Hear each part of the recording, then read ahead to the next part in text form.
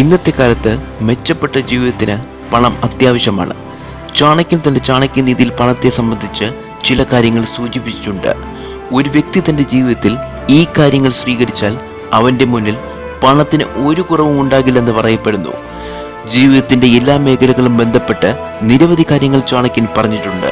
അവ പിന്തുടരലിലൂടെ നിങ്ങളുടെ ജീവിതം മികച്ചതാക്കാൻ കഴിയും. ചാണക്യന്റെ അഭിപ്രായത്തിൽ പണവും സ്ഥാനവും കൊണ്ട് മാത്രം ഒരു വ്യക്തി വിജയിക്കുന്നില്ല. സമൂഹത്തിൽ മാതൃകായോഗ്യരും ആരാധനായോഗ്യരുമായ വ്യക്തികൾ മാത്രമേ വിജയിച്ചുടെ വിഭാഗത്തിൽ വരികയുള്ളൂ. ചാണക്യനീതിക്ക് ഇന്നത്തെ കാലത്തും വളരെ പ്രാധാന്യമുണ്ട്. അദ്ദേഹം വലിയ പണ്ഡിതനും രാഷ്ട്രീയക്കാരനും സാമ്പത്തിക വിദഗ്ധനുമായിരുന്നു. ചാണക്യന്റെ ഈ നയങ്ങൾ കൃത്യമായി പാലിക്കുന്ന ഒരാൾക്ക് ജീവിതത്തിലെ എല്ലാ ബുദ്ധിമുട്ടുകൾക്കും പരിഹാരം ലഭിക്കുമെന്ന് പറയപ്പെടുന്നു. തന്റെ ചാണക്യനീതി എന്ന പുസ്തകത്തിൽ പ്രായോഗികമായി ജീവിതത്തിൽ ബന്ധപ്പെട്ട എല്ലാ കാര്യങ്ങളും വളരെ ലളിതമായി അദ്ദേഹം വിശദീകരിച്ചിട്ടുണ്ട്. പണത്തെക്കുറിച്ച് ചാണക്യന്റെ നയം എന്താണ് പറയുന്നതെന്ന് നമുക്ക് നോക്കാം. ഈ കാര്യങ്ങൾ മനസ്സിൽ വച്ചാൽ നിങ്ങൾക്ക് പണത്തിന് ഒരു കാലത്തും ബുദ്ധിമുട്ട് നേരിടേണ്ടി വരില്ലെന്ന് ചാണക്യൻ പറയുന്നു.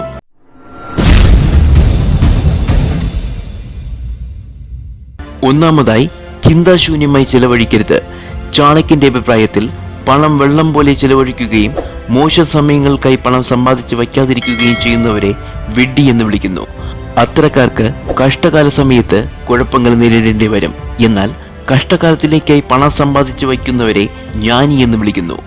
ആഡംബര ജീവിതത്തിനായി ചിന്താശൂന്യമായി പണം ചെലവഴിക്കുന്നത് നല്ലതല്ലെന്നും ചാണക്യൻ പറയുന്നു. രണ്ടാമതായി, ഇത്തരം സ്ഥലത്ത് വസിക്കണം.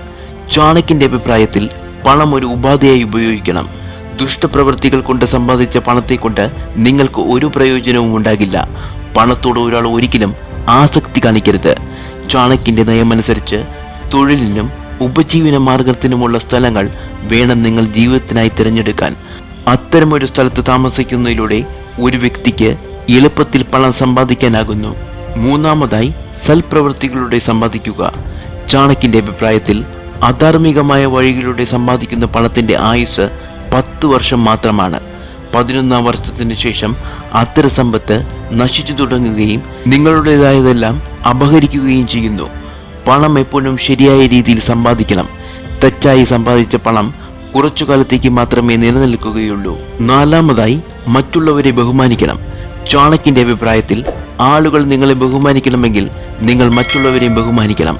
നിങ്ങൾ മറ്റുള്ളവരെ ബഹുമാനിക്കുമ്പോൾ മാത്രമേ അവർ നിങ്ങളെ ബഹുമാനിക്കുകയുള്ളൂ. മറ്റുള്ളവർക്ക് ബഹുമാനം നൽകുന്നവർക്ക് മാത്രമേ സമൂഹത്തിൽ ബഹുമാനം ലഭിക്കൂ. മറ്റുള്ളവരെ അപമാനിക്കുകയും ഉപദ്രവിക്കുകയും അതിൽ സന്തോഷം കാണുന്നവരെയും സമൂഹം ഒരിക്കലും ബഹുമാനിക്കുകയില്ല. അഞ്ചാമതായി, ലക്ഷ്മി കൃപ കൂടെ നിർത്താൻ. ചാണക്യന്റെ നയമനുസരിച്ച് ആളുകൾ പരസ്പരം പോഴടിക്കുന്ന ഒരു വീട്ടിൽ ലക്ഷ്മി ദേവി വസിക്കില്ല. സമാധാന അന്തരീക്ഷമില്ലാത്ത വീട്ടിൽ നിന്ന് ലക്ഷ്മി ദേവി ഇറങ്ങിപ്പോകും.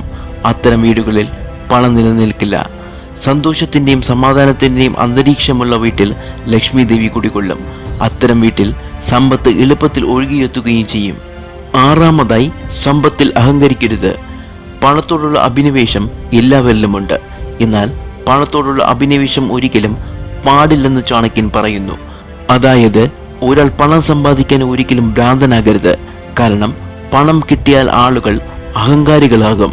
അത്തരക്കാരുടെ പണം അധിക നാൾ നിലനിൽക്കില്ലെന്ന് ചാണക്യൻ പറയുന്നു. ഏഴാമതായി, പണം ഉപയോഗിക്കാൻ പഠിക്കണം. ചാണക്യനീതി അനുസരിച്ച് സമ്പത്ത് ജീവകാരുണ്യത്തിനും നിക്ഷേപണത്തിനും സംരക്ഷണത്തിനും ഉപയോഗിക്കണം. പണം ഒരു നദി പോലെ ഉപയോഗിക്കണം. പലരും പണം സൂക്ഷിച്ചു വയ്ക്കുന്നു, അത് ഉപയോഗിക്കുന്നില്ല. ചാണക്യനീതിയുടെ അഭിപ്രായത്തിൽ മോശ സമയങ്ങളിൽ പണം ഒരു യഥാർത്ഥ സുഹൃത്തിന്റെ പങ്ക് വഹിക്കുന്നു. ഈ കാര്യം എപ്പോഴും നിങ്ങൾ മനസ്സിൽ സൂക്ഷിക്കണം.